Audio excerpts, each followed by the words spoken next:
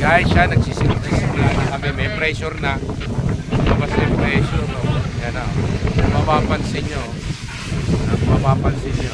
Tira na yung gilid.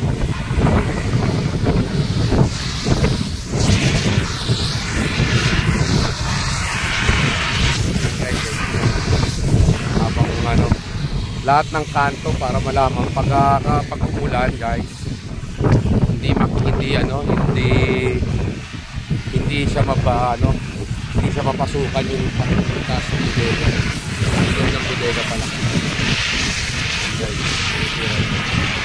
Medyo ingat lang, lalo na minsan pag maalon, pero sa ngayon kalmada kasi. Kaya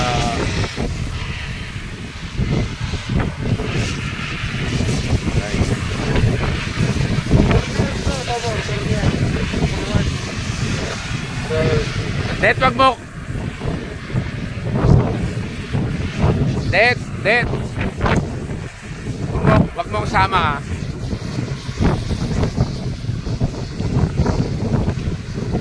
Det.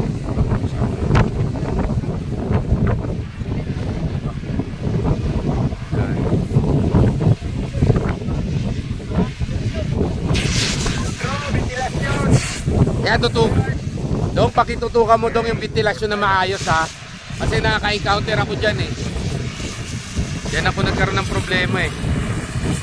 Nung nakaraan kasi guys, nakarang barko ko, ang naging problema namin, mga ventilation. Pero naagapan naman namin, so hindi rin nagkatubig yung bodega.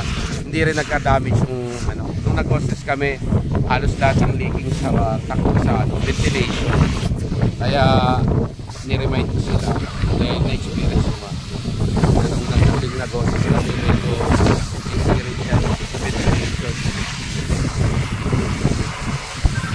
Tingnan na patras.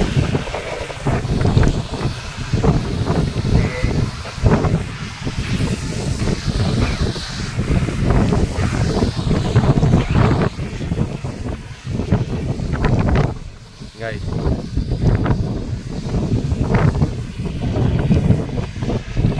paikot dyan guys, paikot. Kaya para matest lahat ng site bodega. So ito, balibaba ako para makikita nyo guys yung ginagawa.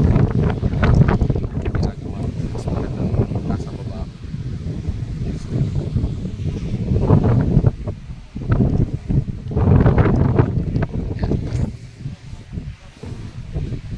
Tuloy-tuloy lang yan ang test niya.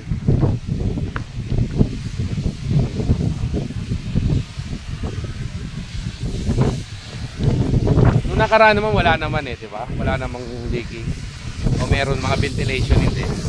Nung nakaraan ako, puro ventilation yung leaking ko nung nag-hostess eh. Kaya guys, ventilation, tapos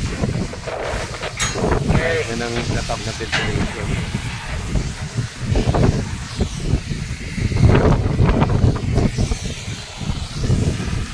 Yan. Para kung halimbawa go ahead, tumatawag ka. May picture naman dyan. Damihan picture yan ha. Damihan mo raw yung picture. Yan, habang nagtatrabaho, nagpipicture siya kasi pinapadala sa opisina tsaka ebidensya sa inspector na nag-perform ng hostess. Kasi minsan hinahanap ng inspector eh kung kailan kayo nag-hostess. Damihan ng picture na. Damihan na. Pakisabihan mo, Dong, pakisabihan mo damihan. Okay sir, algan na po ha. Kada ako yung picture.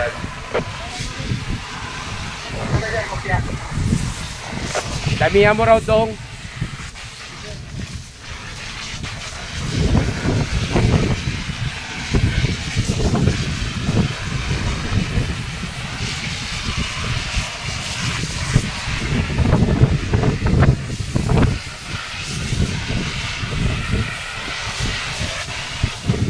Yan guys, mapansin mo talagang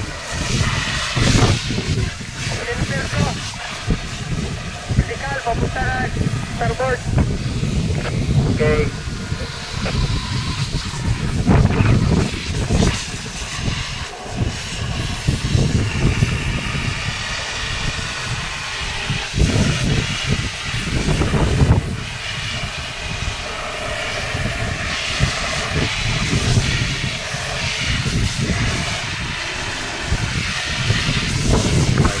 Mapapansin nyo, medyo dahan-dahan lang para talaga makuha nyo yung talagang tamang text.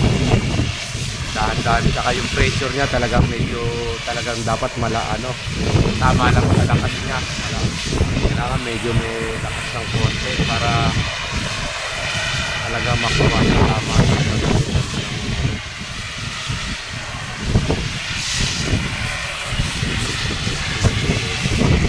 Ito tinatawag na hostess. Hostess ang tawag. By seawater.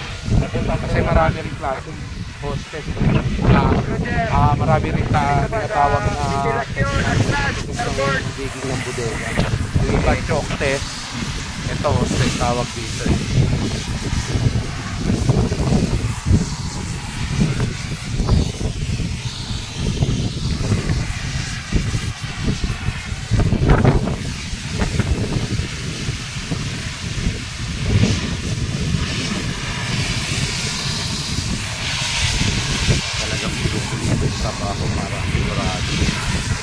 So pag walang leaking yan, ibig sabihin talagang pwede siyang kargahan ng grain dahil hindi madadamage yung kargada.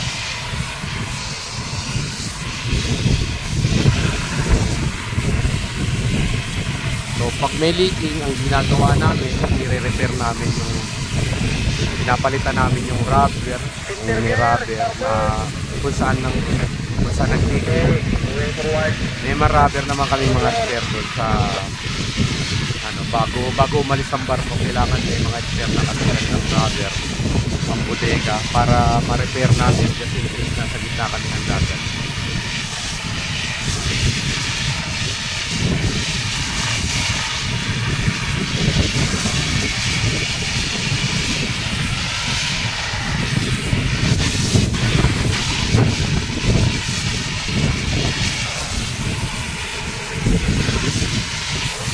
Yan, pagkatapos yan, pataas na.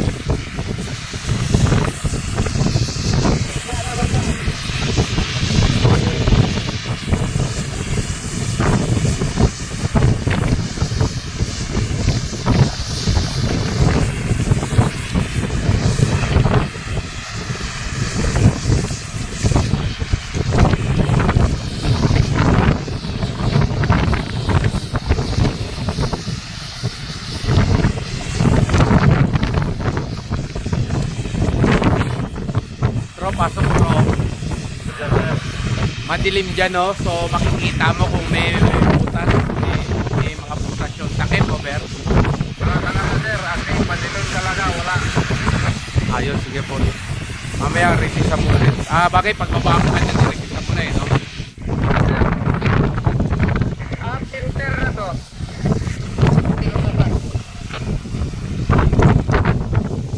Boss, bago tayo dumating siguro dapat ng Bodega 4 pag natanggal na yung balas.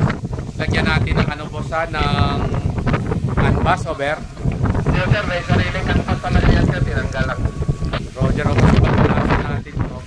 Pinibalas, tapos pinrepair ng bodega. Kalimutan ko lagyan. Baka makalimutan ko paalala, over. Sir.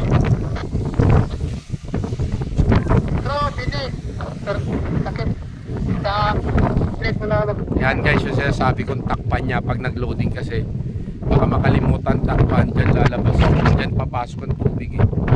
Pero obvious naman na rin ang tinatakpan dyan, kaya lang baka makalimutan, lalong lalo na pag bitaw, kaya pag nagkarga tapos umulan, kaya kailangan bago palang kargahan nakasecure na yan guys. Ito lang naman Bodega 4 kasi kinakargahan ng balas to. Pero lahat ng ibang bodega okay naman. Hindi pa yan nalaka, may sinaw pa na lumalabas. Tapos na guys, wala raw leaking. So guys, thank you guys. Sunod na lang uling vlog natin.